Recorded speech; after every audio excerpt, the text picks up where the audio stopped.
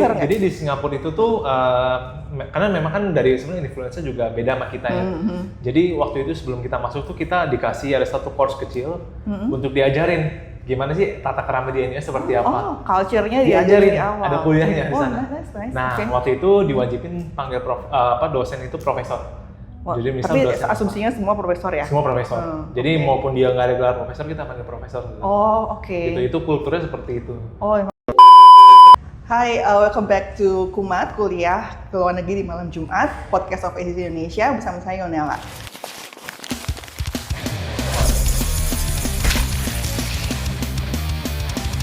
Kumat, kuliah ke luar negeri di malam Jumat. Hari ini kita akan ngobrol seputar how is it like to actually study in the top 10 uni in the world, number 1 in Asia. Jadi kita akan bahas dengan tamu kita hari ini, Stephen Nigel Gunalvan, ya, alumni baru aja lulus banget dari National University of Singapore. Jadi welcome Stephen. Terima kasih. In the podcast. Ini fresh from the oven. Ya, ya baru kan? 2 minggu lalu nih. Ya, baru 2 minggu lalu graduation. And I saw that you actually valedictorian. Ya. Ya kan? How is it? Valedictorian pertama kali dalam hidup karena Big di Indonesia, moment, ya? di Indonesia kan nggak ada tuh sebenarnya. Yeah.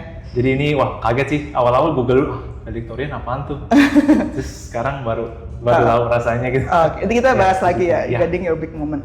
Jadi mungkin teman-teman tahu lah semuanya ya, siapa sih nggak tahu NUS gitu. Jadi Stephen ini barusan lulus dari Master of Science in Venture Creation. Ini dulu sebelumnya programnya namanya kalau nggak salah Master of Science in Entrepreneurship. Yes, in nah, sekarang ganti ke namanya Venture Creation. Tapi kan karena lebih kekinian kali ya. Karena program itu banyak aku lihat beberapa major, ada yang Industry 4.0, which sekarang kayaknya mungkin udah 6.0, terus ada yang lain. Tapi yang kita bahas sekarang hari ini karena Stephen baru lulus dari Venture Creation. Jadi itu programnya ngapain aja sih sebenarnya? Sebenarnya intinya Venture Creation itu sama sih, entrepreneurship sebenarnya nggak ada bedanya. Tapi beda nama.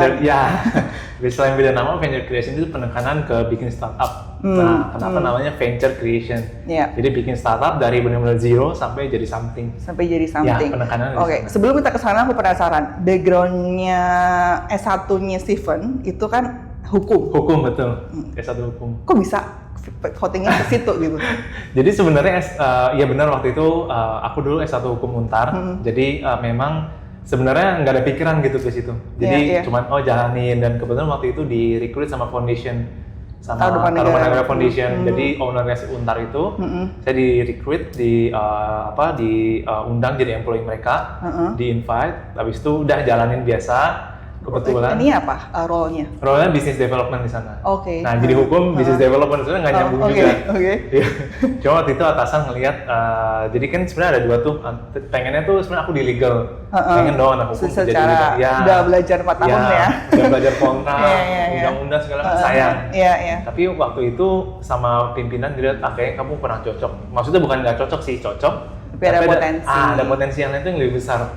Jadi akhirnya dilempar ke business development. Oke. Gitu. Tapi kamu suka? Sekarang suka. Oh, sekarang suka.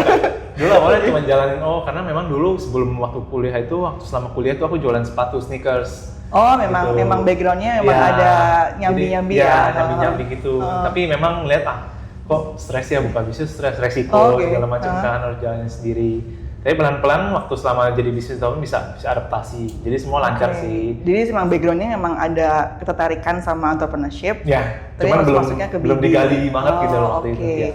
Nah, terus berarti setelah itu decide untuk mau belajar lagi, further study. Gitu. Waktu itu sebenarnya masih jalan biasa, jadi business development kerja biasa. 8 to 5 seperti biasa, terus tiba-tiba ada NUS datang ke foundation, ke Untar visit.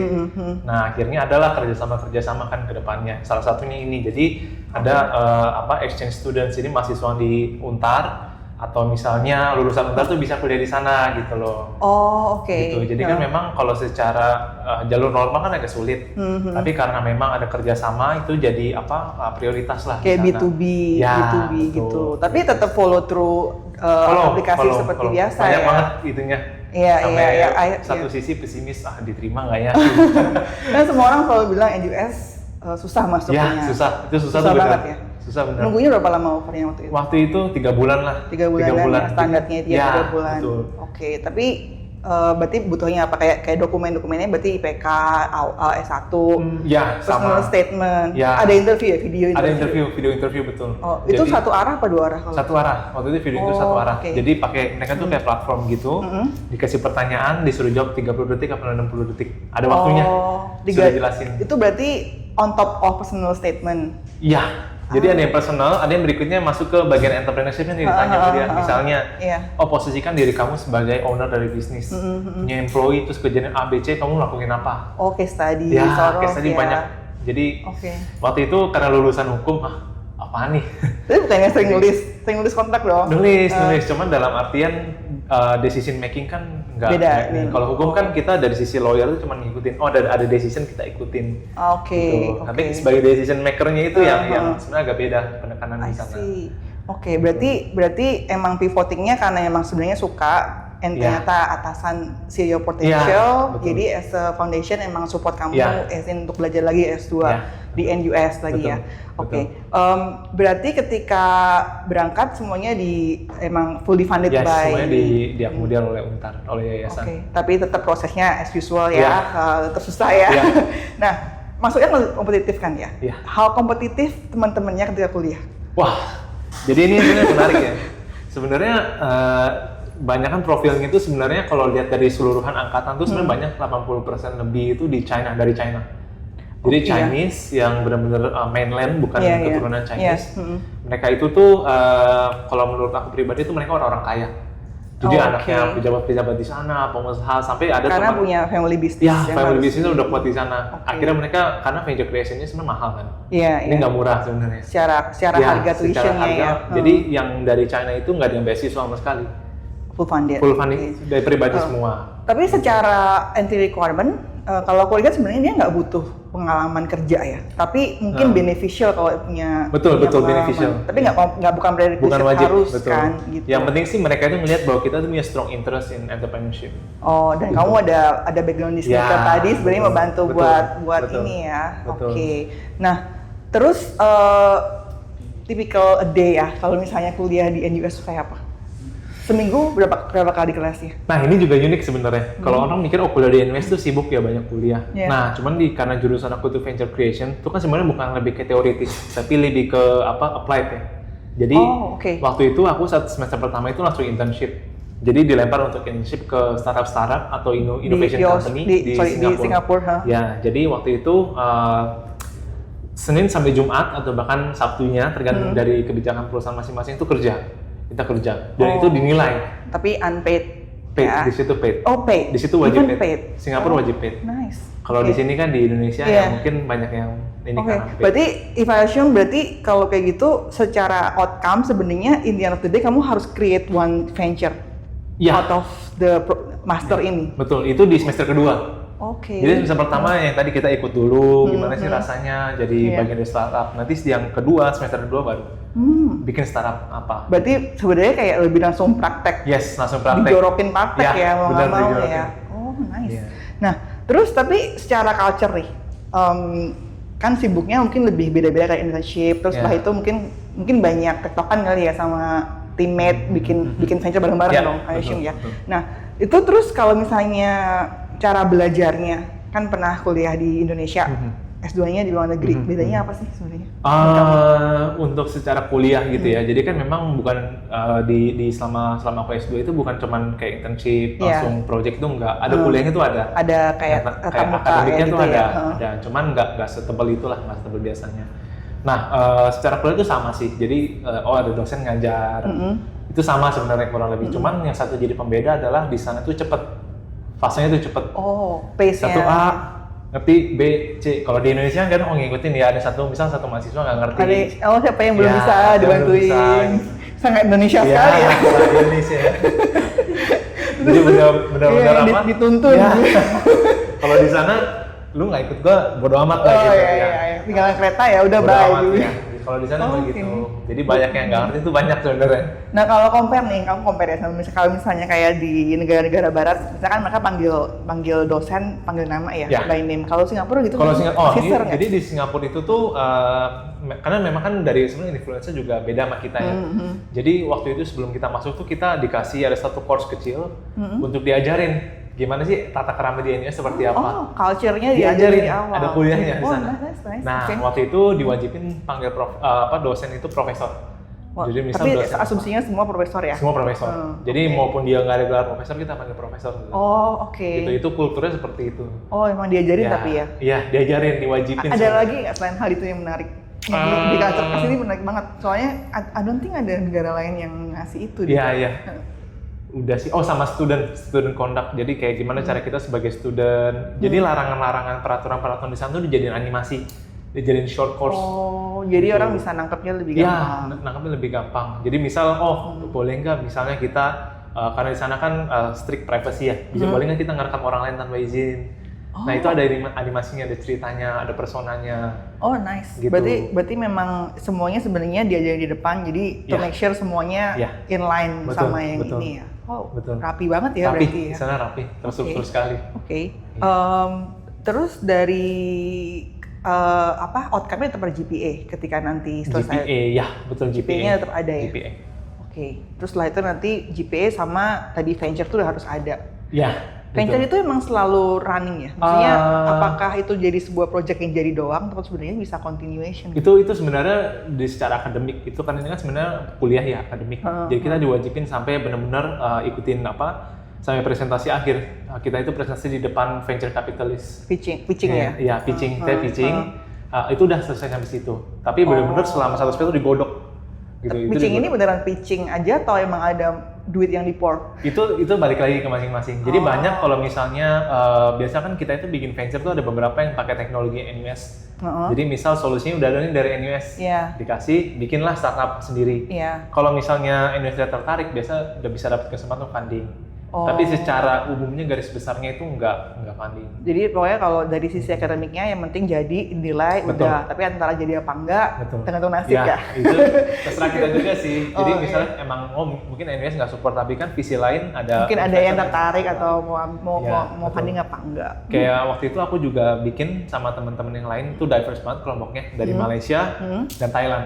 Jadi Oke. kami berempat, satu Malaysia, 2 Thailand. Bikin Nah, apa itu? kita tuh bikin satu startup di mana untuk menyambungkan intern di negara lain ke Singapura. Ini kan Singapura itu kan agile ya, dia Iya. tuh cepet, startupnya cepet, dan mereka tuh butuh talent. Kalau Iya. mereka mau hire talent di Singapura tuh mahal. Benar. Nah, kenapa nggak ambil talent dari luar, dari Indonesia, Malaysia, Buat masuk ke negaranya. buat masuk di sana, tapi Just secara intern. online. Online internship. Online internship Oh, gitu oke. loh, konekin. Jadi untuk menuhin demand-demand yang ada di Singapura. Oke. Nah kita konekin seperti itu karena kita sebagai fasilitator nanti kita cas beberapa. Jadilah Ya karena model buat bisnisnya. operation ya. Betul. Tapi emang dijalanin, ada yang apply di itu atau lebih ke ada. model? Kita tuh waktu itu beneran ada kita jalanin waktu itu ada dari Indonesia beberapa, dari Malaysia. Jadi 2 tuh Indonesia, Malaysia kerja online di Singapura. Itu ada. Kita kecil-kecilan lah kita jalanin, menarik. Oke. Gitu. Tapi ini berarti harus as a project atau sebenarnya individual juga bisa? Kayaknya lebih ke harus bareng-bareng ya?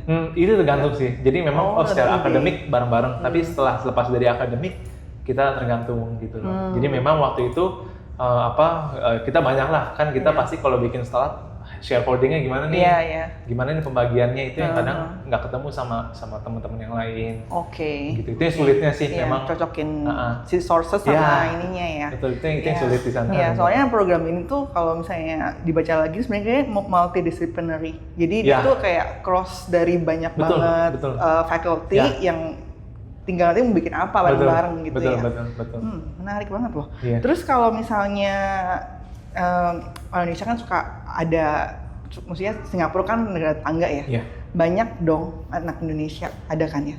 Anak Indonesia ada di sana. Pasti ada. Iya. Kalau yang satu angkatan? Satu angkatan sama aku tuh berlima. Kita berlima. Jadi 5 Indonesia, satu itu termasuk aku. 2 dari banyak daerah, ada yang dari Jogja, dari Bandung, Iya, iya. Lampung, Pontianak.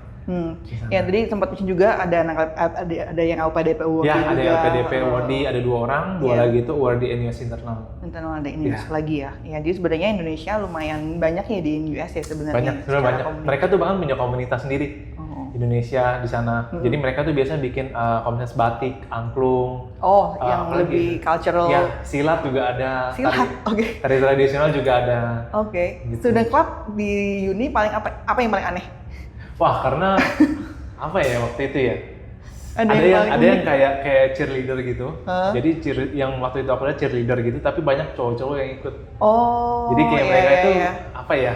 Susah dijelasin. Kayak unik-unik. Cowok mereka tuh kayak cheering tapi ya cowok-cowok semua ya. Tapi cowok-cowok yang artinya mereka kerjasama dengan cewek. Mereka itu kayak sebenarnya lebih ke latihan fisik sih. Mereka lempar-lemparan, tahan beban di atas. Dia bagian yang berat-beratnya. Ya, itu bagian physical berat. Ini ya. Terus kamu join nggak? Nggak sempat. Karena sebenarnya lebih ke ini sih, itu mereka lebih buat S1, lebih buat bachelor. Lebih banyak waktu kali ya? Ya, lebih banyak waktu. Kalau S2 master itu biasanya tuh kita sibuk di luar. Kemarin setahun apa setengah tahun? Satu tahun. 1 tahun. Berarti pack banget kan? Iya, benar-benar di press banget. Pokoknya harus cepat selesai, jadi gitu ya. Betul seperti itu. Nah, subjek apa yang menurut kamu paling berguna yang pernah diambil di NUS? Satu subjek yang paling berguna menurut aku itu adalah namanya digital transformation. Jadi benar-benar karena kan aku memang background dari tadi kan dari foundation, dari Yayasan Tarumanegara, dan itu kan sebenarnya hitungan udah lama ya dari tahun 59. Jadi selama aku kerja pun sebenarnya berasa ini seperti company, traditional company gitu loh, ya company pada umumnya. Dan ada digital beberapa tapi belum terstruktur gitu. Nah di digital transformation itu diajarin gimana kita transfer itu traditional company itu jadi company yang benar-benar digital. Nah itu banyak banget, begini ya caranya, pakai teknologi apa. Kadang tuh nggak harus teknologi yang mahal gitu loh. Contohnya misalnya kayak surat-surat internal kan ada birokrasi tuh dari departemen ini ke departemen ini naik ke atasan. Tembus gitu ya. Kalau sekarang memang kondisinya jalan kan, ada orang nganterin surat, tangan gini. Nah, kalau di pelajaran itu diajarin, ada nggak bikinlah satu teknologi, satu platform internal. Dari sini langsung auto sign kalau misalnya berapa gitu.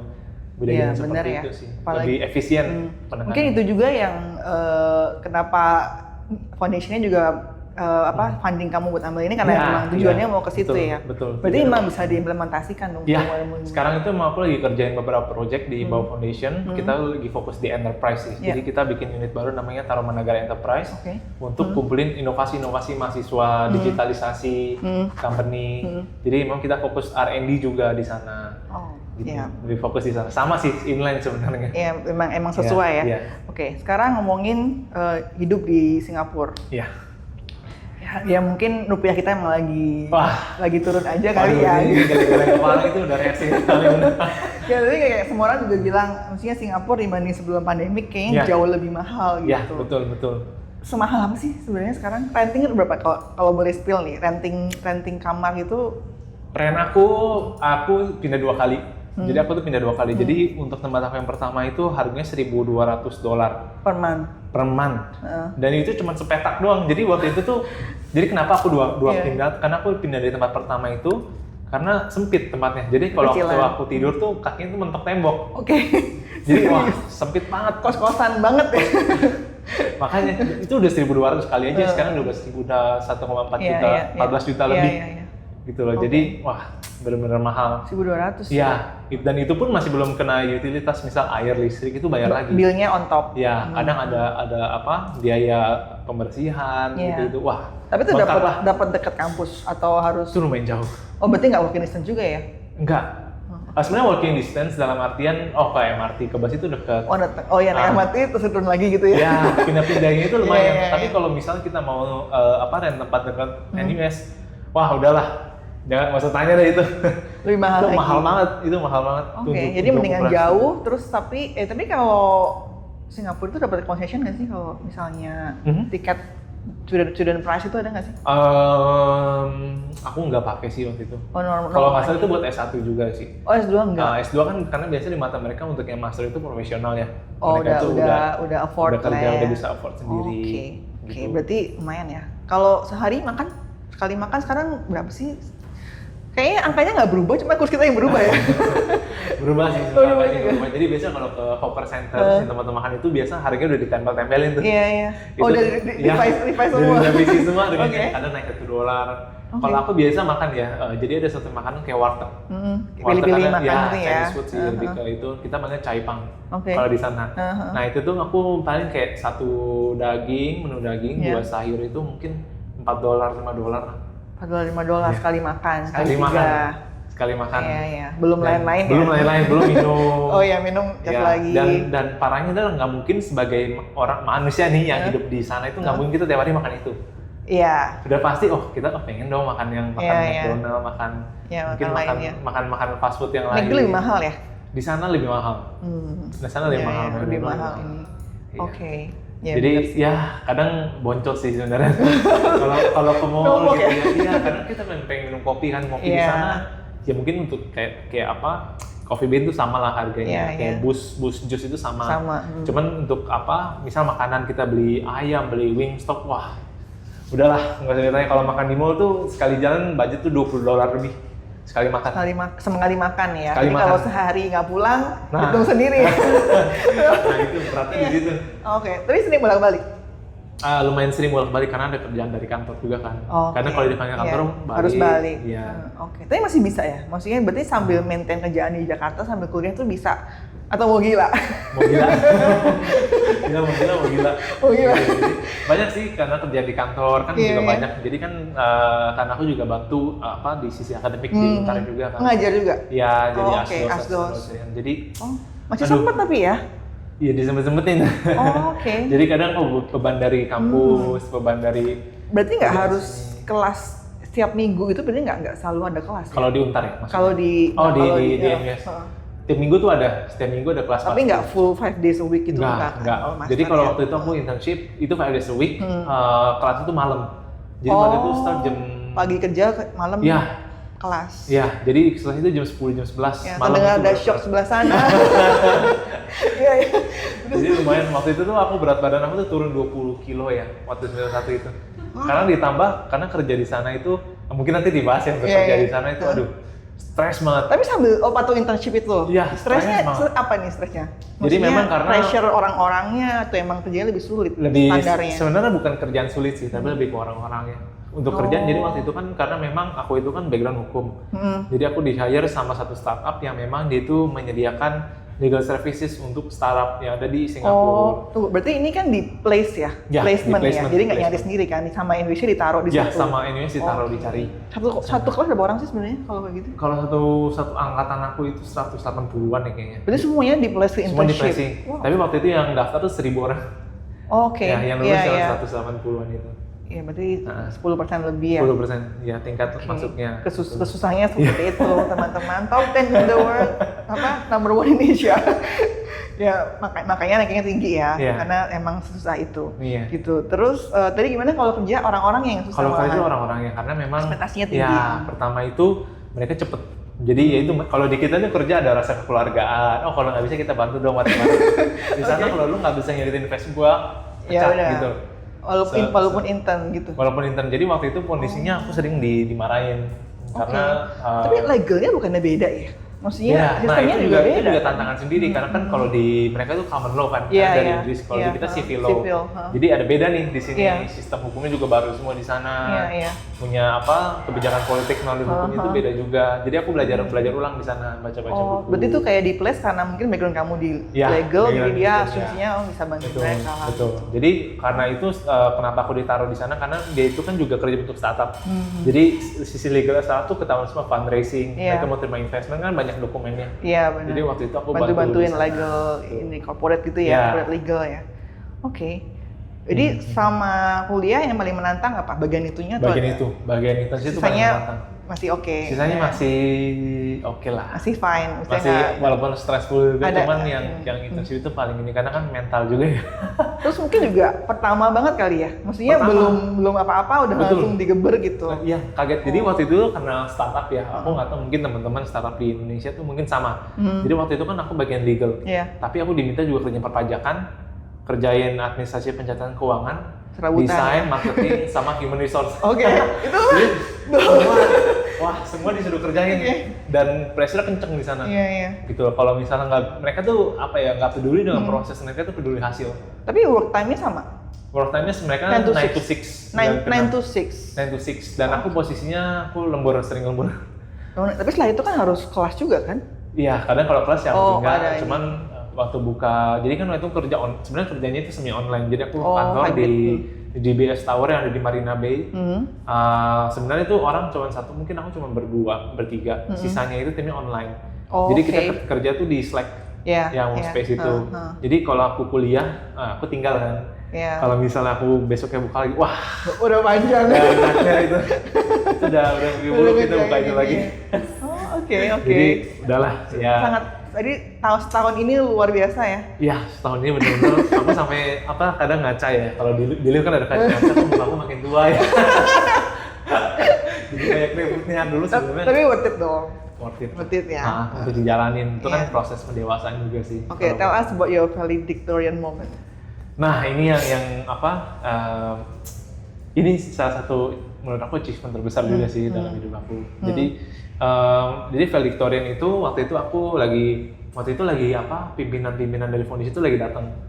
Lagi datang ke Singapura karena ada dinas dan sebagainya.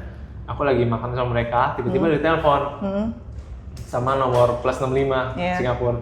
Siapa nih? Soalnya banyak scam kan, sebenarnya itu banyak scam. Oh ya, juga sama tapi sama gitu, banyak scam juga. KTA juga. Iya, terus aku mikir tadi ada kolega aku, ada teman, lihat nih scam nih. Aku angkat speaker.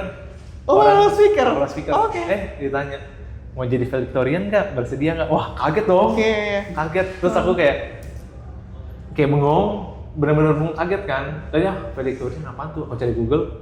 Oh, yang speech kan. Terus kayak kayak ada kali 1 menit 2 menit bengong sampai orang lain halo. Terus tadi oh iya bersedia gitu. Tapi itu based on GPA nggak sih kayaknya? Jadi mereka itu ya pertama pasti GPA yang dilihat, mereka mau yang paling tinggi.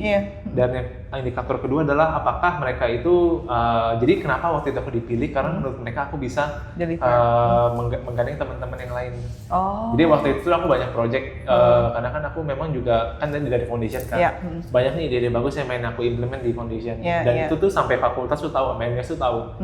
Jadi mereka juga support. Jadi waktu itu aku dipilih karena ya aku bisa implement langsung. Sedangkan yang lain kan lebih banyak hura-hura. Itu ya, jadi itu pentingnya networking during study. Betul. Jadi main boleh tapi belajar dong gitu ya. Karena koneksi itu emang brings you anywhere lah. Bisnis ya bisnis. Iya, bisnis. Terus apa yang kamu sampein on the day? Pasti ada notes dong kalau valedictorian. Waktu itu sih emang pertama jadi waktu sebelum hari H itu ada banyak persiapan. Jadi aku bikin speech-nya itu aku ketik dulu. Harus di ini dulu nggak sih? Kayak rehearse dulu nggak sih? Iya, jadi waktu itu aku 2 kali rehearsal. Jadi sama yang juga dicek. Sama ini juga dicek. Itu prosesnya panjang gitu untuk di approve. Jadi aku ngetik menurut mereka tuh aku belum ada tema intinya gitu loh. Jadi harus akhirnya ada yang message yang harus disampaikan gitu. Jadi baru kemudian aku mikir yaudah dreaming big. Jadi speech aku tuh tentang dreaming big. Jadi waktu on the day itu aku sampaikan gimana selama aku kuliah di hukum, karena kan memang bidang hukum itu kan maunya pasti dong. Nah, kenapa hukum itu ada?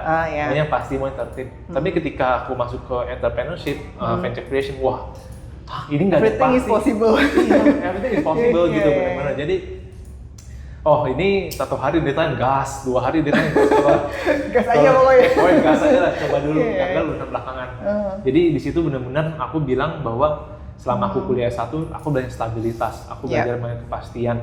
Tapi kalau selama aku kuliah S2 ini benar-benar, wah, ini di break semua. Gitu, benar-benar kita ya gambling high risk high return itu benar-benar ada gitu. Karena venture gitu. Hidup seorang sebagai founder, sebagai entrepreneur itu nggak ada yang pasti gitu. Cuman ketika kita berhasil, rewardnya lebih besar kan. Itu yang kadang-kadang bisa. Always pays off. Gitu. Terus dari situ sekarang berarti kamu balik ke foundation lagi untuk kerja ya? Aku balik ke foundation. Oke. Tapi secara pribadi nih, karena kamu belajar everything and you learn about being a founder gitu. Pengen jadi founder itu nggak sih one day? Sebenarnya kemarin waktu lagi masa-masa kan kemarin misal kuliah udah selesai sebelum aku wisuda itu kan ada beberapa spare waktu. Aku mikir aku pengen bikin satu startup buat aku sendiri nih, pengen jadi founder. Cuman setelah aku balik lagi, di foundation tuh banyak kerjaan harus di-maintain. Dulu deh. Masih dulu ya. Masih di dulu. Karena di venture creation juga diajarin sebagai seorang entrepreneur itu harus pilih satu persatu. Kita nggak bisa megang semua. Iya. Jadi udah deh satunya dulu. Itu benar juga sih. Karena kalau mau ini ide doang nggak jadi. Betul, jadi kayak eksekusinya itu ideation-nya banyak tapi nggak ada fruits-nya gitu ya. Betul. Jadi satu-satu aku sekarang fokus di foundation. Jadi sekarang memang aku mau bikin ekosistem nih untuk teman-teman yang lain supaya benar-benar bisa subur di sini. Gitu, bisa keluar. Karena kan ada koneksi ke Singapura juga, lumayan dekat. Kita mungkin kalau dibilang yang terdepan lah foundation dan Untar itu untuk ini. Jadi aku pengen bikin ekosistem di sini tuh lebih matang buat teman-teman yang lain gitu. Jadi bukan cuma aku doang ngerasain benefitnya. Gitu loh, tapi teman-teman bisa. Jadi greater purpose ya untuk ini ya. Gitu. Oke. Mungkin apa ya? Kan mungkin banyak teman-teman yang pengen banget ke US gitu kan. Ada yang mau kamu sampaikan nggak sih? Karena mungkin yang denger ini mungkin ada yang agak-agak down kayak susah ya gitu kayak US. Tapi kan sebenarnya actually ya nggak ada yang gampang di dunia ini kan. Kalau you want something then you have to pursue it gitu. Ada yang kamu sampaikan nggak teman-teman? Yang mau apply tapi kayak takut nih gue kayaknya kok jadi serem ya dengerin Steven ya gitu. Mungkin sekalian ya. Jadi kemarin itu kebetulan aku lagi iseng-iseng karena aku upload TikTok soal beberapa achievement di NUS lah viral. Jadi satu million views itu nice. Lumayan lah. Jadi sebenarnya iseng-iseng aku nggak ada gimana. Nah banyak sih yang nanya gimana sih tipsnya, gimana rasanya di sana tuh gimana.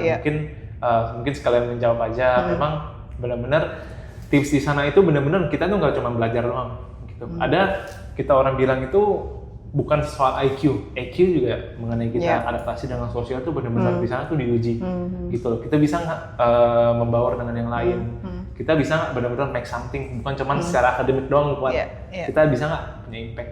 Kalau di sana tuh banyak tulisan-tulisan dari pemerintah, what is your role in society, punya role kamu apa di apa society di sana tuh apa. Pilih satu, kalau kamu nggak ada role-nya cuma belajar doang, buat apa? Gitu loh. Jadi aku lihat sih NUS punya pemahaman yang sama di sana. Jadi selama kamu punya beberapa bukti konkret bahwa kamu bisa, gitu loh, nggak harus yang tanda kutip akademik yang kuat. Gitu itu loh. one thing lah ya. Itu tetap butuh dong ya. Kalau nggak bisa masuk. Itu pasti sih. Tapi beyond itu ada yang mereka mau lihat juga. Ada yang mereka mau lihat juga, betul. Makanya it makes harder to get in kali ya gitu. Mungkin kalau misalnya NUS nggak lihat cuma nilai doang, karena dia akan lihat the whole profile. Plus mungkin dia akan lihat the profile of 180 orang tadi gitu kali ya. Apakah emang fit to the one cohort of students di NUS tahun itu gitu. Kalau mereka itu jadi jurusan aku tuh bukan cuma yang ambil manajemen bisnis tuh banyak, tapi banyaknya dari teknik.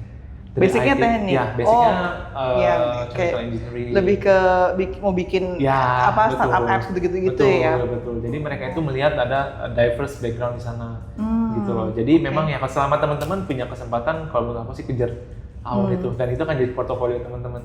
Iya sih. Gitu. Iya benar. Dan itu nggak akan jadi waste. Nggak akan jadi waste. Pasti akan dipakai besar. Kalaupun capek bentar kali ya. Capek bentar. Ya setelah itu juga ini ya. Oke. Ya, seperti itu. Ada pertanyaan nggak dari penonton? Kalau nggak ada, kalau di NUS ada grup kelas nggak? Ada grup kelas ada. Grup kelas itu apa? Maksudnya kayak ada kita pakai waktu itu pakai WeChat karena teman-teman banyak yang dari Chinese kan mereka nggak bisa pakai WhatsApp tuh. Jadi pakai WeChat. Jadi pakai WeChat semua. Pakai WeChat. Berarti tetap komunikasi semuanya sekarang udah pakai kayak gitu ya? Iya, sekarang WeChat, tapi kalau selama mereka yang masuk China di Singapura kan bisa akses WhatsApp. Kadang kita pakai WhatsApp mix aja, kadang Instagram. Kadang kalau yang biasa dipakai di sana Telegram, kalau Singapurian ini pakai Telegram aja. Aku penasaran deh, range umur sekelas tuh sejauh apa sih? Maksudnya yang paling tua berapa, yang paling muda berapa? Kalau secara mayoritas ya itu seumuran aku. Aku sekarang tahun ini 23. Early 20. Betul. Early 20 itu banyak seumuran aku, kadang 2 tahun, 3 tahun lebih tua, ada 1 tahun lebih muda, jadi udah segitu. Tapi ada juga yang 40-an tuh ada. 50-an juga ada. Oke, ada 50? Ada yang dekat 60 juga ada. Serius? Satu ini? Iya. Dan mereka tuh Singaporean. Lokal di sana. Ini. Mereka tuh yang satu hari ini. Tujuannya apa udah punya bisnis yang mereka tuh biasa dari kalangan profesional sih. Mereka udah jadi level director, mereka mau bikin something. Butuh ilmu aja gitu ya. Mereka ingin start bisnis mereka sendiri. Oh wow. Gitu. 60 Jadi, tahun ya? Iya, jadi mereka tuh kalau aku lihat kadang 60 tahun udah mau pensiun kan. Jadi mereka tuh tetap mau belajar. Tapi betul, maksudnya umur itu nggak mempengaruhi suatu grup kan? Maksudnya satu grup bisa umurnya macam-macam dengan background macam-macam. Kita mix semua sih, kita emang di sana kan karena memang kan Singapura terbuka buat semua kan. Jadi kita memang lihat equality di sana. Kita nggak lihat ras, agama tuh nggak, umur tuh nggak. Dia benar-benar lihat ya orang ini orang, dia itu something special, someone special gitu, yang unik. Oke. Oh, satu lagi. Di kelas atau satu angkatan ada yang crazy rich Singapura nggak? Wah. Atau crazy rich Indo kali. Cina. Kalau crazy rich Singapura kayaknya aku nggak ada sih. Tapi kalau crazy rich China banyak. Semuanya. Kayaknya semuanya. Karena mereka but ini ya. Iya, jadi belajar kan daerah sendiri gitu loh. Jadi memang rata-rata yang itu yang tadi aku bilang, mereka bapaknya pejabat. Tapi emang pinter-pinter ya. Iya. Oh, nggak adil. Ada beberapa juga yang oke lah, mungkin dia lebih kuat secara experience-nya kuat gitu. Oh, karena background-nya lebih strong. Oh iya. Kelihatan rich-nya itu gimana? Apakah ke kampus bawa mobil apa? Kalau mobil enggak sih, karena pertama mobil di sana tuh mahal banget. Dan biasanya dikhususin buat Singaporean gitu atau PR ya. Jadi kalau mobil di sana tuh mahalnya kenapa? Kita tuh harus beli sertifikat. Platnya. Kayak sertifikat bahwa kita tuh berhak beli mobil. Itu harganya kurang lebih $100,000. Itu platnya berapa? doang. Ini sertifikatnya doang nih. Iya. Belum beli mobilnya lagi. Gitu loh. Jadi udah impossible itu. Udah nggak usah mikir. Nah, jadi mereka kelihatan di mana? Fashion. Pertama mereka lihat dari fashion tuh betul fashion, dan mereka tuh makan pertama nggak ngitung. Jadi biasa tuh kan di sini terkenal tuh malah hotpot ya, tanpa malatang gitu loh. Jadi mereka ambil aja gitu, sekali makan $40, $50 baru amat. Gitu makan dari makanan. Ketiga adalah tempat tinggal. Jadi kayak range aku yang mungkin yang normal ya, mungkin masih Indonesia bahkan ada yang lebih murah dari aku juga ada. 1.200 bahkan di bawah 1.000 tuh ada. Kalau mereka tuh 2.000 di atas semua. Ada yang ini pun aku udah cari jauh-jauh hari. Ada yang H-7 dari mereka landing di Singapura mereka baru nyari. Kenal $3.000, $4.000 bro. Tapi segede apa? Gede sih, itu yang gede. Tapi nggak penthouse tuh. Enggak, cuman kayak satu kamar apartemen gitu loh. Studio, tapi lebih gede. Tapi lebih gede dan lebih murah. Misal kamar mandi dalam. Oh, oke. Yang 1.200 tadi nggak kamar mandi dalam ya? Aku nggak sharing. Oh, oke. Itu udah 14 juta. Iya. Nggak kamar mandi dalam. Iya, propertian gitu emang. Even sekarang ke hotelnya juga mahal banget ya. Iya, dan harga-harga di sana nggak turun. Makin naik lagi. Karena pajak itu kalau nggak salah tahun 2020 ini pajak di sana naik. Naik lagi. Nah, jadi waktu tahun semester 2 itu aku lumayan menderita tuh. Allowance-nya ini nggak naik. Iya, allowance dari Yayasan Taruman Negara nggak naik. Tapi di sana living cost-nya naik gitu loh. Jadi ya menyesuaikan aja lah di sana gitu loh.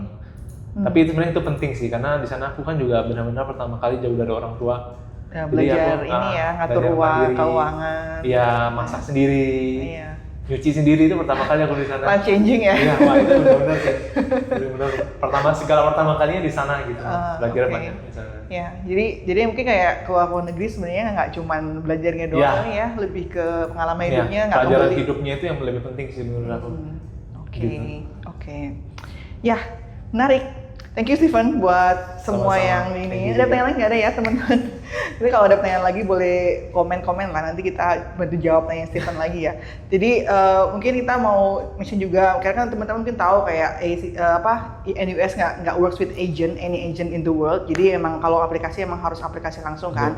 Nah ACC di sini kami adalah the only market service provider di Indonesia. Jadi kita bisa bantu aplikasinya teman-teman yang mau ke NUS untuk master degree ya. Untuk master degree kita bisa bantu aplikasinya, kita bisa kasih advice mengenai NT requirement-nya gitu. Karena mungkin walaupun di web ada kadang-kadang butuh advice mungkin bingung ini maksudnya apa sih gitu kan. Karena sebenarnya emang semuanya ada ya apa yang dibutuhkan, prosesnya seperti apa.